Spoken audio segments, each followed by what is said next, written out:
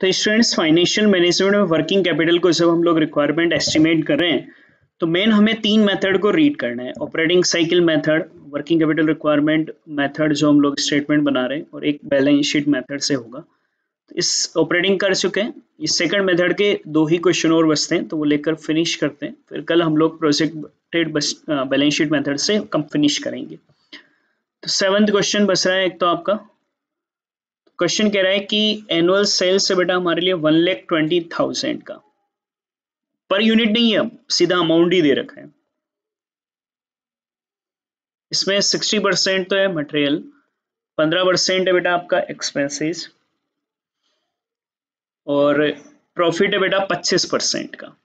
Debtor बेटा 2.5 माह का उधार देते हैं, क्रेडिटर 1.5 महीने का देते हैं, वर्क इन प्रोग्रेस बेटा 1 माह स्टॉक में रहती है, हाँ कच्ची सामग्री 1 महीना रहती है, माल प्रक्रिया में 2 महीना रहता है, बना हुआ माल 3 महीना रहता है, बैंक ओवरड्राफ्ट बेटा 90,000 का। टोटल वर्किंग कैपिटल का मतलब कंटीजेंसी को मिलाते हुए जैसे कल था टोटल पे है तो 10/100 नहीं 10/90 करेंगे बेटा, आपको कंटीजेंसी का रिजर्व बनाना है। लकी लिमिटेड की वर्किंग कैपिटल आवश्यकता का निर्धारण करना है। ये मानिए कि वर्क इन प्रोग्रेस के लिए मटेरियल और एक्सपेंसेस दोनों 100% ही लेने हैं। यहाँ क्वेश्चन में प्रोडक्शन नहीं दे रखा है, सीधा सेल्स ही दे रखा है, तो सारी गणनाएं उसी से होंगी। पर सेल्स हम लोग मंथली बना लें बेटा, क्यों? क्योंकि सारी चीजें मंथली है। तो ये जो 1,20,000 है उसमें 12 का डिवाइड दे दो, ये तो साल भर का हो गया। तो ये 10,000, इसका बाइफ्रिकेशन कर लो। मटेरियल है बेटा 60%,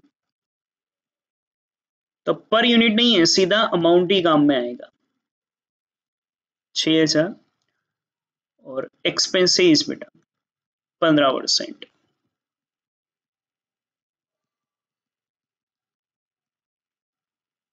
बस प्रॉफिट तो हम काम में लेते ही नहीं है बेटा, तो ये सीधे अमाउंट ही है बेटा। अब और इनको अलग से और कोई पर यूनिट वगैरह से मल्टीप्लाई करने की जरूरत नहीं है। बनाओ स्टेटमेंट।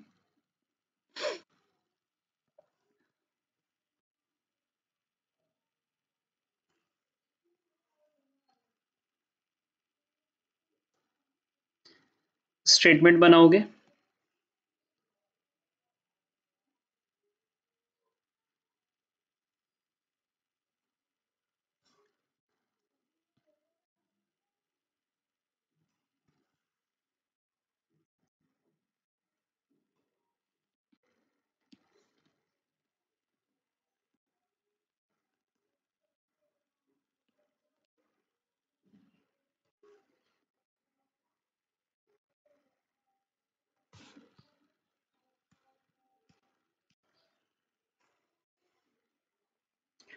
सबसे पहले करंट एसेट्स,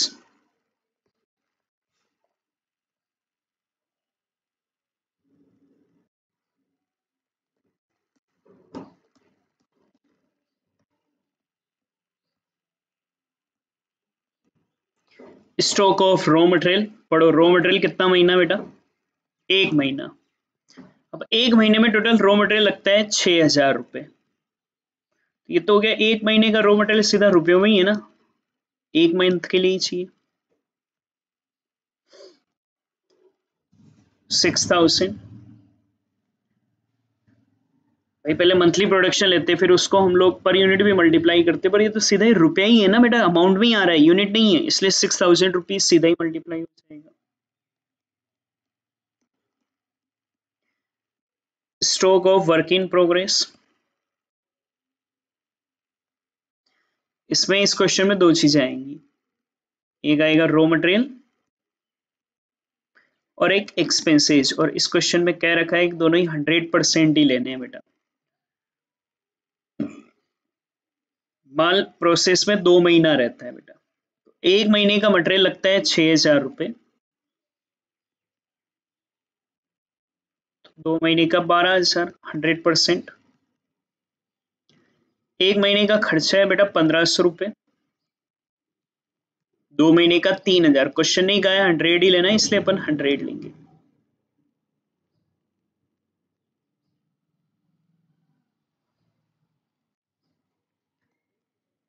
फिर हमारे लिए स्टॉक ऑफ फिनिश गुड्स,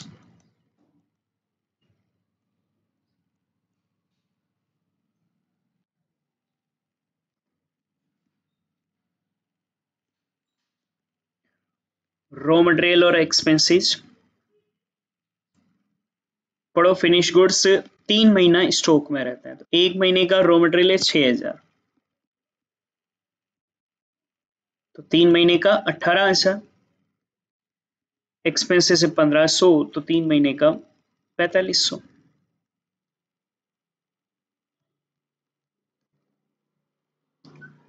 फिर डेटर कॉस्ट पर भी ले सकते हैं, सेल्स पर भी ले सकते हैं, हम लोग कॉस्ट पर लेते हैं। तो कॉस्ट ऑफ सेल बेटा मटेरियल और एक्सपेंसेस जोड़ दो।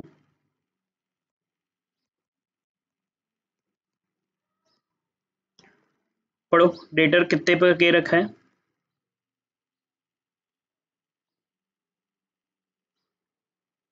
2.5 महीने का, तो 1 महीने की कॉस्ट है 7,500।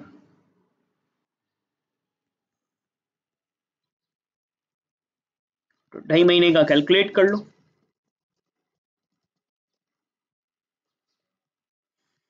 बस फिर कोई कैश बैलेंस है नहीं, कोई आउटस्टैंडिंग भी नहीं है, तो ये ऐड कर लो बेटा।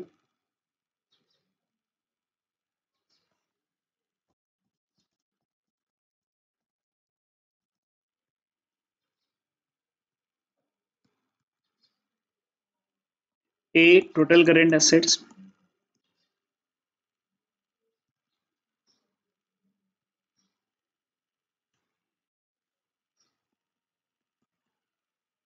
B current liabilities. Current liabilities में बेटा एक तो आएगा क्रेडिटर,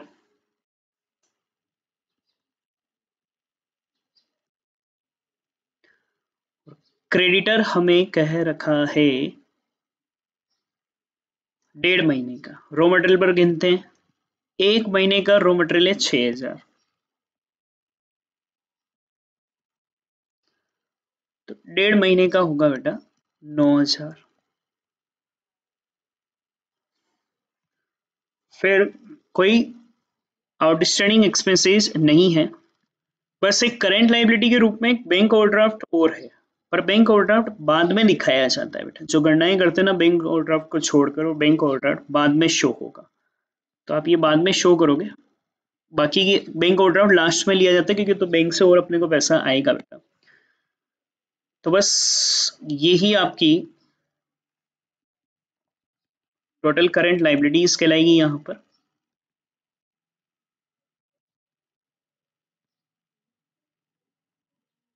ए माइनस बी कर लो,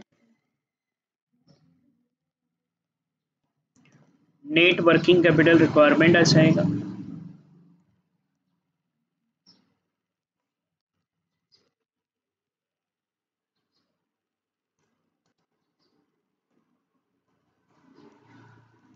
इसमें ना फिर आप ऐड करोगे प्रोविजन फॉर कंटिजेंसीज। देखो सीधा 10% कह रखा होता तो इसी का 10 बनाते, पर टोटल का वो कह रहा है कंटिजेंसी जोड़ने के बाद की वर्किंग कैपिटल पर, तो टोटल तो अब आएगी ना, इसलिए कल भी करा था हमने, इंटू 10/90 करोगे।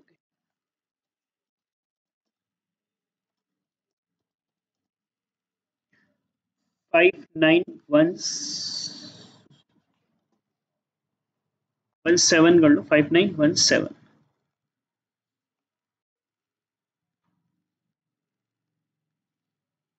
ये हो जाएगी टोटल वर्किंग कैपिटल रिक्वायरमेंट।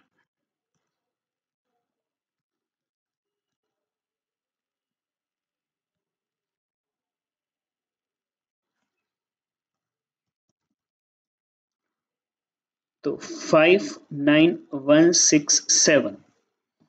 अब देखना, ये एक बार तो आपका आंसर आ गया 59,167, जो बैंक ओवरड्राफ्ट होता है ना, वो इसमें से अलग से लेस होता है।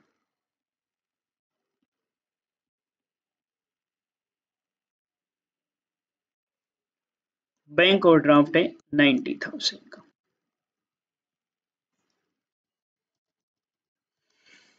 तो ये फिर नेगेटिव में बचेगा। बैंक से अपने को 90,000 का ओवरड्राफ्ट मिल जाएगा, तो ये कहलाएगा वर्किंग कैपिटल रिक्वायरमेंट, मतलब अपने को पैसे और चाहिए नहीं, बैंक अपने को ओवरड्राफ्ट देने को तैयार है। ये वर्किंग कैपिटल रिक्वायरमेंट माइनस में, हमें जरूरत ही नहीं और एक्स्ट्रा पैसा बच रहा है हमारे पास 30,833 और एक्स्ट्रा बचेंगे, जरूरत 59,167 की थी, बैंक 90,000 का ओवरड्राफ्ट दे देगा, हमारे को पैसा आ जाएगा और तो एक्स्ट्रा और बचेगा 30,833 का। ये कॉन्सेप्ट होता है अगर बैंक ओवरड्राफ्ट हो, तो आखिरी में आपको लेना है जब टोटल वर्किंग कैपिटल रिक्वायरमेंट निकाल लेते हो तब। अब बेटा इस पैटर्न का एक लास्ट क्वेश्चन रह रहा है, वो हम लोग ले लेते हैं ताकि इस टॉपिक फिनिश हो जाएगा, फिर कल नेक्स्ट मेथड इसका रीड करेंगे। क्वेश्चन नंबर 14 पेंडिंग है आपका। क्वेश्चन कह रहा है कि हम 20% प्रॉफिट पर सेल करते हैं, सेल गिवन है एनुअली, रॉ मटेरियल गिवन है, वेजेस गिवन है, मैन्युफैक्चरिंग एक्सपेंसेस गिवन है, एडमिनिस्ट्रेटिव एक्सपेंसेस है, सेल्स प्रमोशन एक्सपेंसेस है। रॉ मटेरियल बेटा 1 महीने की उधार की सुविधा पर मिलता है, 2 महीने का रॉ मटेरियल और 1.5 महीने का फिनिश गुड्स स्टॉक में रहता है। एहतियात के रूप से हम लोग 1 लाख रुपए का रोकड़ शेष रखते हैं, 10% उपांत मानते हैं, मतलब 10% का प्रोविजन फॉर कंटिजेंसी रखना है, वर्किंग कैपिटल का एस्टिमेशन लगाना है। तो statement of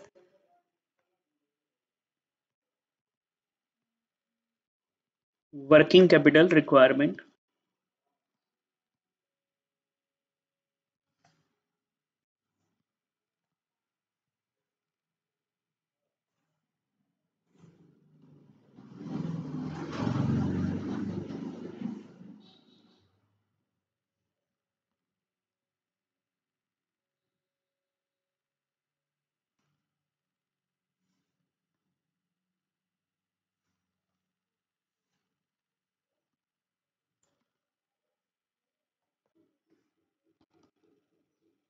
particular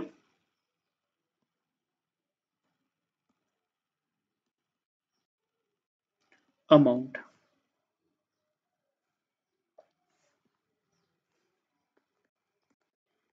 A current assets,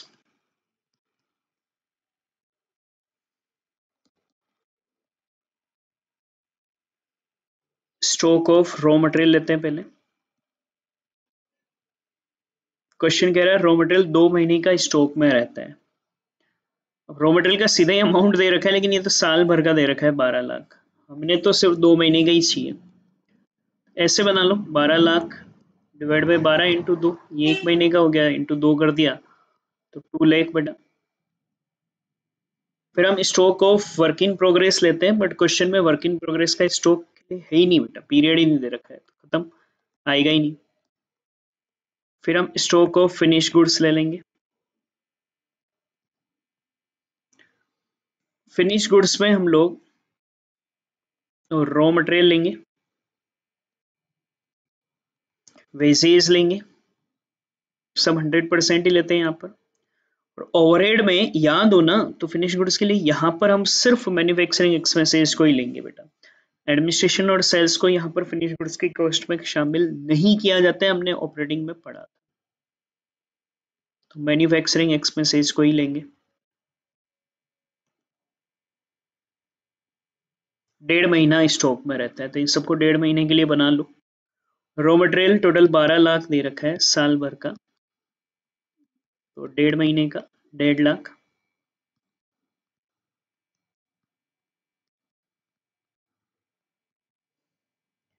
wages 9,60,000 है बेटा, divide by 12 into 1.5,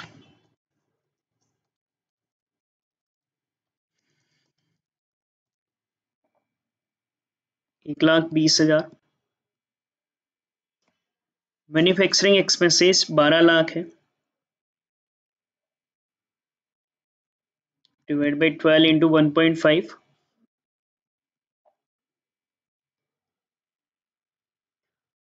4,20,000।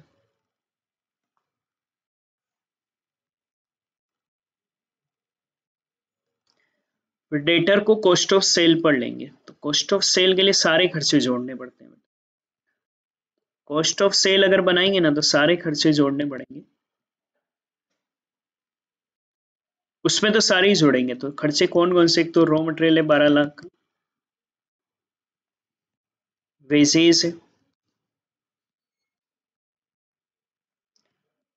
Manufacturing expenses है 12 लाख का, एडमिनिस्ट्रेटिव एक्सपेंसेस है 480 का,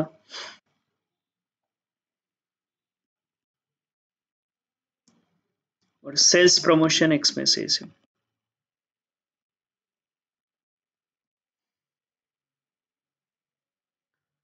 2 लाख का।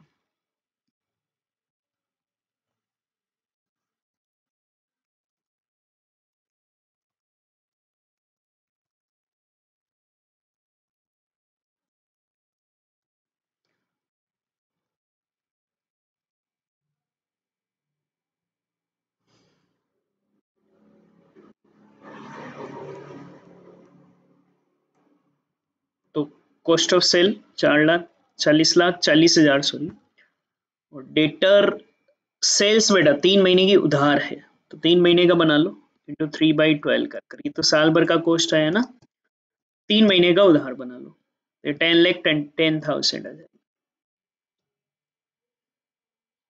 फिर कैश बैलेंस है नीचे 1 लाख का,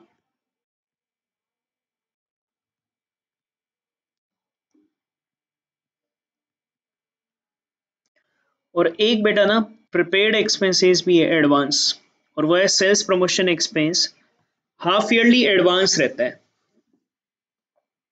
तो एडवांस तो करंट असेट्स होता है ना,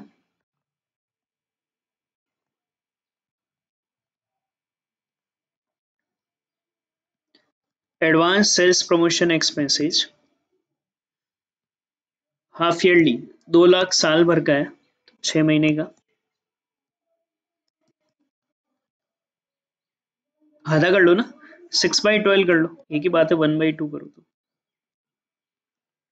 बस, और कुछ नहीं है बेटा।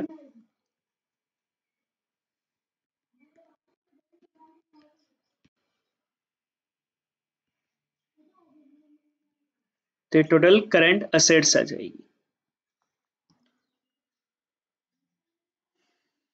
17-18 लाख 30 हजार। बी करंट लाइबिलिटीज,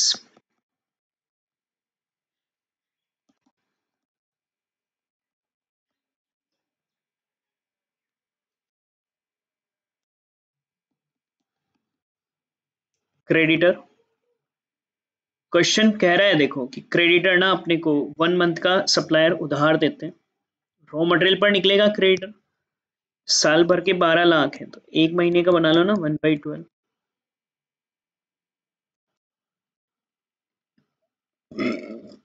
फिर आउटस्टैंडिंग एक्सपेंसेस के रूप में वेजेस 15 दिन का एरियर रहता है,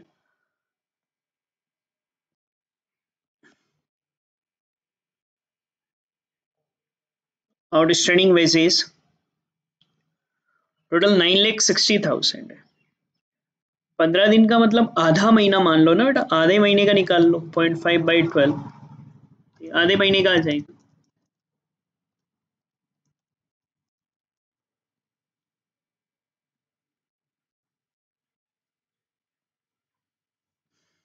फिर आउटस्टैंडिंग मैन्युफैक्चरिंग एक्सपेंसेस है,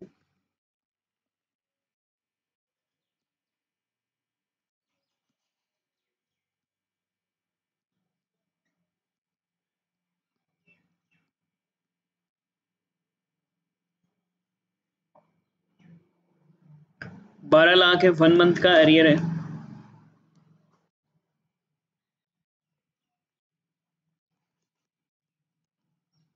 तो 1/12।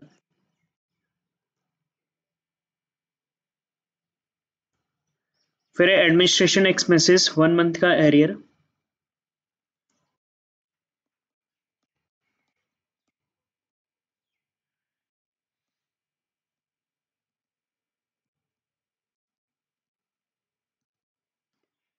एडमिनिस्ट्रेशन एक्सपेंसेस 480 है बेटा,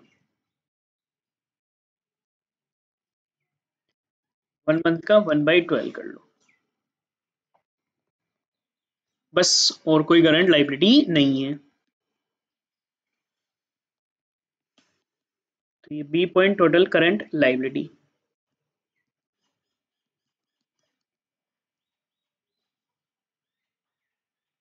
to 80।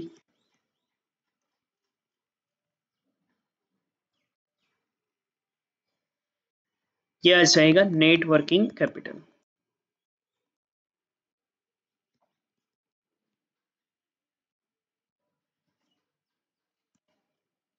A minus B.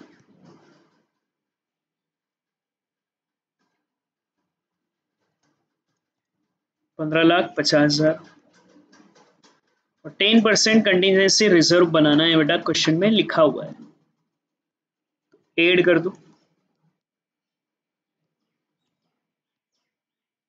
Provision for contingency. अब यहाँ ये नहीं कह रखा है टोटल का, टोटल का कहता तो 10/90, सिर्फ कह रखा है 10%, इसी का 10%।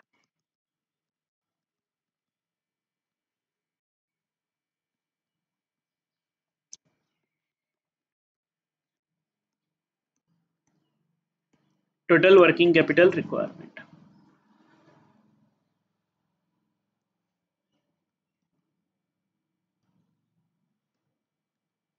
ये आपका आंसर, ये आपका ये स्टेटमेंट वाला मेथड फिनिश हो जाता है। मेन यही मेथड है, तो इसको कंप्लीट करिएगा। कल हम लोग इससे आगे के क्वेश्चन कंटेंट देखते हैं बेटा।